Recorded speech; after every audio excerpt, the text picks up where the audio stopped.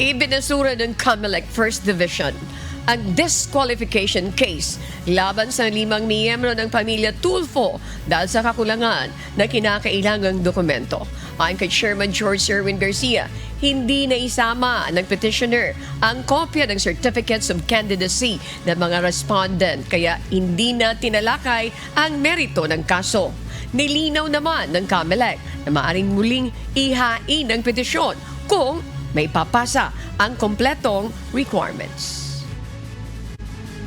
Hindi naman nangangahulugan na permanente yung dismissal na yan. Kung ano man yung remedyo na gustong i-avail nung petitioner, nasa kanya pa rin po yan.